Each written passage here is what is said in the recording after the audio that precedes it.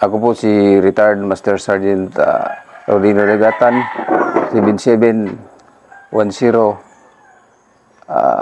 assigned at 35th IB, station at Charlie Company, station at Pikit, North Cotabato. Nung class Scout Ranger class 111-93, triple impact. Nasign ako ng Charlie Company sa Pikit, North Cotabato. Ang CEO ko si Captain Abindanyo. Noong time na pumunta yung may report sa kanya na with the presence of armed group in Makasindig, Barangay Makasindig, Pikit, North Cotabato.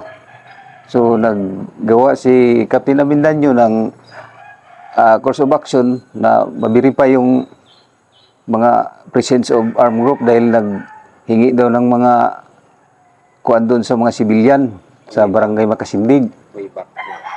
Way back at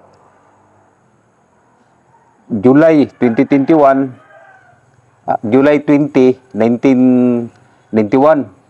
Ano yung mga kalaban na yun, Imailip under ni Kigil, Commander Kigil Balawag, alias Rando. Ano yung mga kalaban na yun? Ano yung pinagkakaano nila? Parang activities nila, nakaw ng karabaw, magtulis doon sa mga sibilyan doon, manghingi, takutin nila ba? So gumawa ng yung CEO namin, kinakandakan niya ng parang na yun, raid kasi nag-umpisa yung laka ng namin alas 12 ng umaga.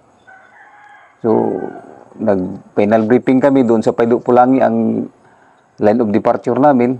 So final briefing, inugmin kami ng may nag-ugmin sa amin na ginawa naming guide at saka yung mga 7 tao yun na si BO under ni Commander Alison Manansakan. So yun nag-ugmin. Ikaw noon, ano? Ako, ang position ko noon is lead scout sa kuan namin, company namin, 1 platoon kami. So nagbuha ako ng isa, yung mismo talaga na doon nakatira sa Makasindig, yun ang lead scout namin. So sumunod lang ako sa kanya. So nag-umpisa yung lakad namin alas 2, natapos yung briefing, lakad na kami, night movement. So pagdating namin doon sa unang target, negative. Mga Pasko na yun. Mga pas 5 na yun na ako. Medyo agaw ng dilim at saka hayag, liwanag. So dinalian namin. So nakarating kami doon sa may parang may tulay na maliit, tapos may bahay. So yun na. So as a lead scout, umabanti ako doon, hindi ko yung pinasok yung bahay. So may naditik ako na parang may hulisap, aninipot sa Bisaya. So hinawakan ko, sigarilyo pala. So nag-hold ako yung short hold na sinabihan ko yung team leader ko na si Sergeant Avon na, Sir, pastuhod, sigarilyo ito. Positive. Kaya ginawa siguro nila yung outpost. So, sabi niya, umanti ka. So, umabanti ako. Ngayon, nag-stand ako doon, naka-lock roll. Pero naka-release na yung M16 ko, naka-automatic na. Yung kaso man o meron, di makabuga ka agad. Pero madilim-dilim pa yun. O medyo madilim-dilim pa. Agaw pa ng liwanag at saka dilim. Pero wala kayong narinig ng mga cross-cross? Wala. Tactical din ang kalaban. So, yung pala, malapit na lang sila sa amin. Ito naman si Lit Piñero, si PFC Piñero, yun ang tail scout namin. Nagtaka ako sa kanya. Bakit biglang sumulpot din doon sa giliran ko, tapos dumiritso? Diretso siya papuntang tulay. Ikupin, hindi pa yan na-clear yan. Hindi po sure na baka may kalaban dyan. Biglang putok. Narinig pala yung ng kalaban na nandoon na pala, naka-UP na sa amin ba, na ako, naditik na niya. Tapos, na-confirm niya, may busis. So, biglang prat-prat ka agad. Tinamaan ka agad siya. Yun. Nadapa siya sa harapan ko. So, sabi ko, Pin, kaya mo yan. So, bulyong umpire na. Tatratanay na. Gumanti rin ako ng putok. So, nagdasal naman ako kasi natakot na ako parang nagpanik na ako sa putok ba. So, yun. Ang sabi ko sa kanya, Pin, patay ka naman. On the spot siya. On the spot. Patay ka naman, tulungan mo ako. Hindi kita iiwan. Dalahin kita. So, yun, parang naano ako. Putok na rin ako. Ganti ako kasi ang dala ko noon, M23. Ganti ako ng putok. Yung pala, yung pagputok ko rin, pagliwanag na, nakita ko rin, nakadapa rin yung na-emit engagement niya. Doon sa may dulo ng tulay din. Tinamaan din. Yung mga kasama niya, gustong kunin. Yun din sa aming side. Gustong kunin, gusto ko maatras na ako ba. Mag-rescue, hindi makapasok-pasok sa kalakas ng putok nila. So doon, yung si Commander Alison is naglakas loob. Sinuportahan niya ako. Siya lang naglapit kasi yung kasama niya, paglapit nila, wounded din, tinamaan din, bumalik. So si Commander Alison, yun ang katabi ko talaga na nagputukan, gumanti. Nagsigaw pa siya ng parang kung sa kuan pa, sa Tagalog pa, putang ina mo, sa kanilang word is baboy kano. Sa word ng Muslim, yun, gantihan. Yung ganti naman ng kabila, Allahu Akbar, Allahu Akbar. Pero dikitan kayo. Oo, dikitan. Hanggang mga, kuan lang, mga... Gano'n mo daw sa kuan kamay. Parang dito kayo. Anong area? Dito yung tabi. Tabi kami ng bigas, sampi kami ng ilo. Yung maliit na ilog, may tulay. Tapos dito sila sa kabila, naka-skirmisher. So, pagitan nyo is ilo. Pagitan namin, mga ano lang, mga, malayo na yung mga 10 meters. Kasi, tulay ilog na. So gusto nilang kunin yung patay nila, hindi rin makuha-kuha nila kasi continue yung putok ko eh. Nung nakalapit na si Commander Alison, si matapang din yan eh, may anting-anting din. Nabuhayan ako. Putok siya ng putok hanggang nagkunti na yung bala niya. Sabi niya, Sarge, kunti na lang itong bala ko. Kinuha ko yung bandolier ni Milit Piñero. Ginawa ko siyang barikid eh. Kinuha ko, binaliktad ko siya. Tapos, yung ibang magasin, binigay ko sa kanya, yung Christine Umpire. Hanggang umpisa, quarter to 5:20, ang putukan, hanggang nagliwanag, hanggang alas 9, dumating yung pala, pag nag-request ng chopper yung kumpanya namin, ng reinforce namin, dumating. Yun pala, may show muna pala, yung suspension of military operation. Kaya pala, yung chopper na, yung MG doon na nag-ikot-ikot, umatim na parang bumakbak, hindi magpaputok.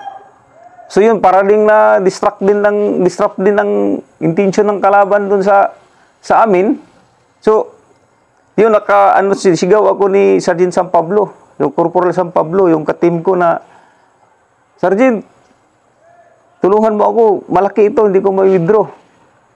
So, kinuha pa rin nakaalis simula nung alas 5 doon sa posisyon mo? Hindi. Abot ako ng mga 2 oras ata yun, doon sa posisyon. Nabot kami ng mainit na. Yung lugar na yan, maraming langaw, yung dugo niya, babaho na kami doon eh. Anong cover mo doon? Yung katawan niya.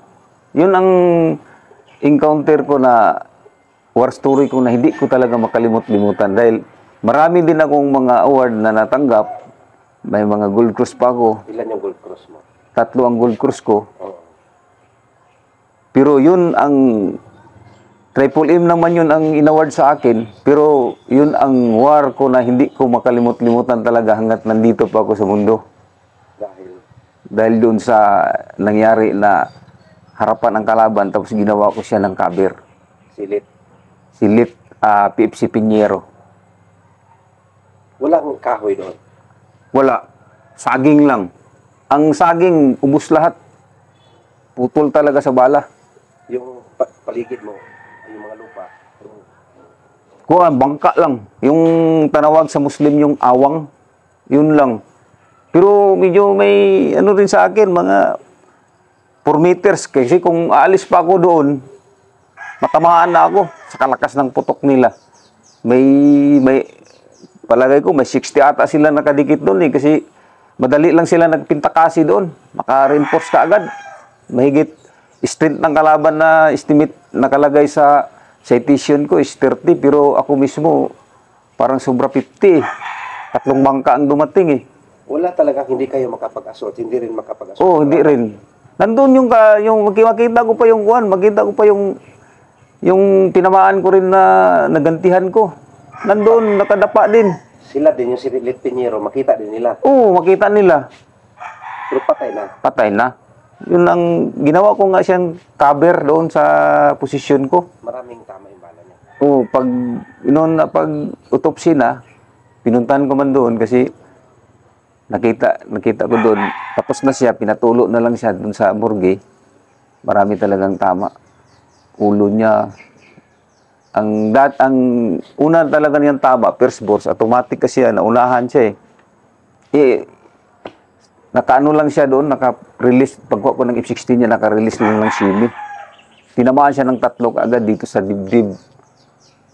Dito, 2 sa dibdib, 1 sa liog. Dito ba? Nakita ng liig niya, liig pala. So, yun. Alas 5 pa, tapos hanggang alas 9. Oh, hanggang nai-withdraw namin yun siya is alas 10 na dahil sumigaw na si San Pablo, pinagalitan niya yung mga kapgo. Kasi yung katrupa ko, medyo may pubya na rin kasi 3 nang wounded sa amin eh. 3 na, pang 3 si Corporal PFC Remulino, yung gunner namin. Tapos 2 wounded na kapgo, si BO. Isang patay. Oh, isang patay. Hindi pa ma-withdraw. Pero hindi talaga ako umatras sa kanya dahil sinabi ko sa kanya, kung isib mo ako, dalahin kita sa harapan ng misis mo. Ipusin kita doon. So yun, hanggang alas 10, yung pagdating ng chopper na, doon na. Sumigaw si San Pablo. I-withdraw natin. Doon na ako nabuhayan. Naglapit sila. Umatras din ako. Hindi mo siya mahila-hila Mabigat, parang wala na akong sa 4 na oras na putukan doon. Mahigit 4. Parang wala na akong lakas. Tubig. Nakadapa ka lang sa katawan niya. Oo. Pero makaganti ako dahil yung baril ko nakaano sa katawan niya. Tamang-tama talaga yung ibaba ko ng kunti. Kung matamaan man ako, kamay lang. Kasi masilip ko man doon sa may kuwan, sa ilalim. Masilip ko doon sa ilalim sa may ano niya, iangat ko kunti. Makita ko yung posisyon ng kalaban niya. Saan ang tama ko? Doon din sa tabi ng posisyon nila.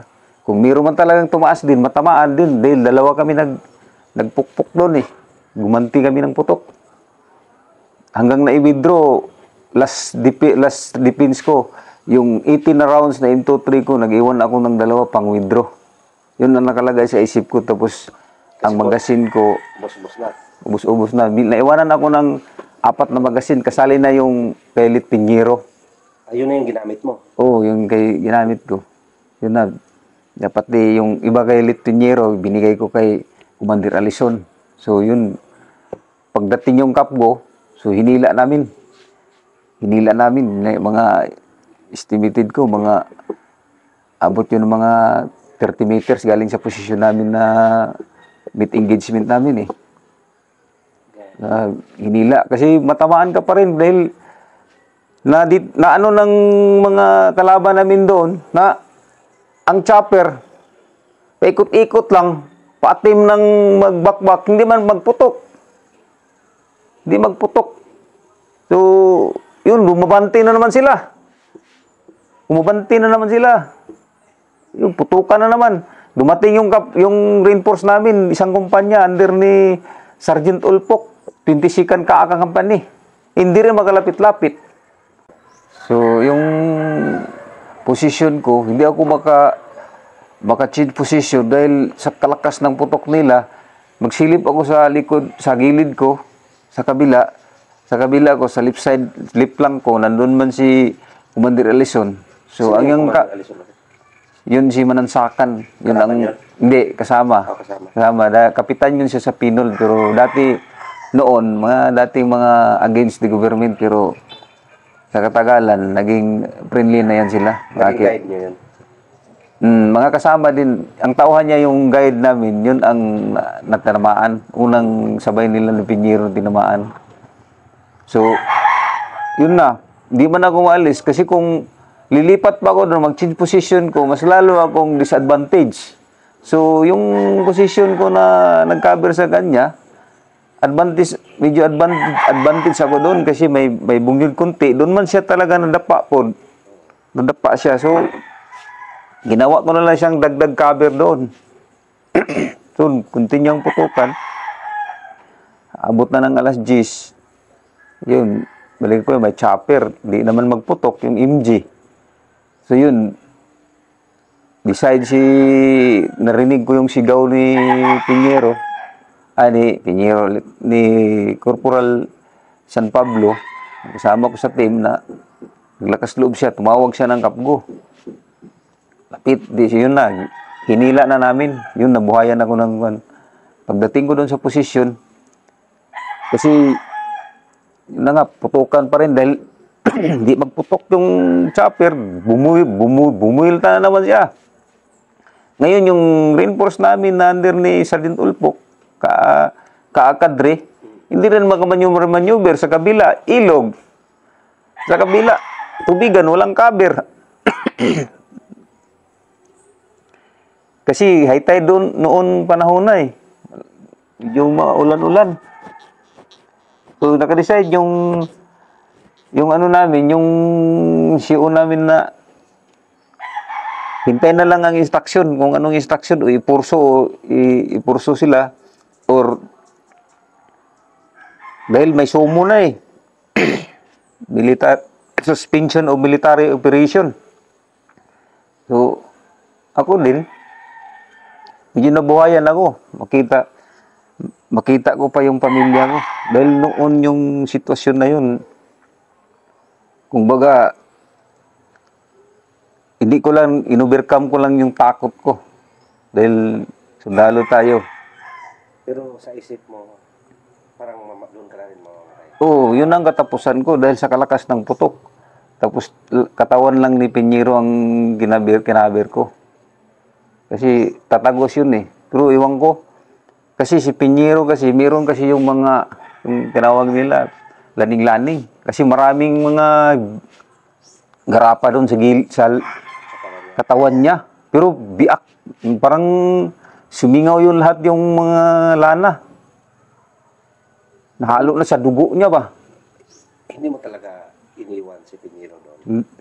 Hindi ko talaga iniwan dahil ko sa kanya, tulungan mo ako, Pin. Tulungan mo ako, Pin. Hindi kita iwanan. Dalahin kita sa harapan ng misis mo. Ipasin kita doon.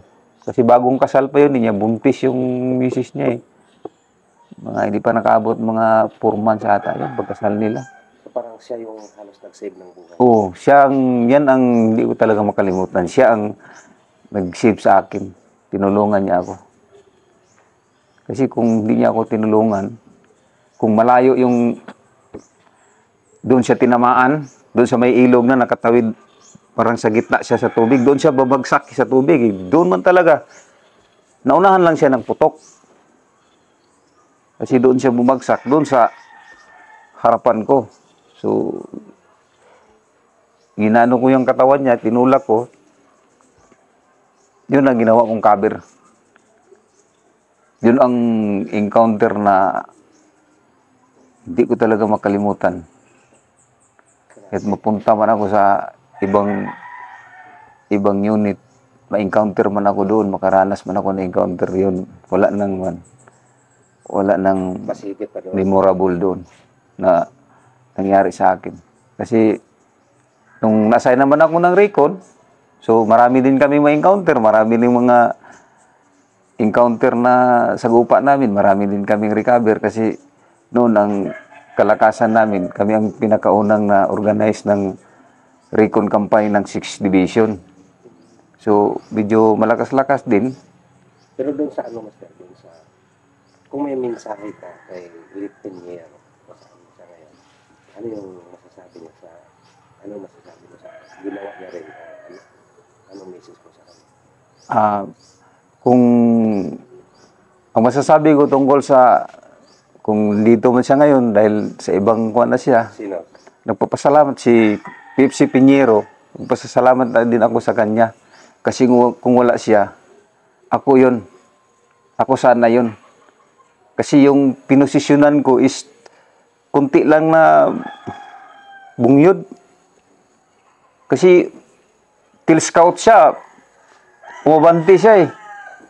Umabanti siya. Parang sinib niya ako. So, ang masasabi ko talaga, salamat din sa pag-save mo sa akin. Kung saan ka man ngayon, so, hindi kita makalimutan sa isip ko. Nandito ka pa rin sa kuwan ko. Dahil, ano kami, ka-detachment kami. Kasama kami dahil sa detachment. Mabait rin yung na tao. Kaso lang, nandoon talaga yung, doon na sila, dumating yung malas niya. Kasi, ako ang lead scout, till scout siya, bakit? Sinib niya talaga ako. So, yun ang experience ko na kahit anumang encounter, yun ang hindi ko makalimutan. Pero binigyan naman ako ng medyo moral. Inawardan din ako ng sa division. Yun na-award na yun. Yung Triple M. First Triple M ko yun. That time, Pipsi pa ko noon eh. 1991. So, yun yung isa sa mga hindi mo talaga Oo. Yun, hindi ko talaga makalimutan yun na encounter. Ano pa yung mga gold cross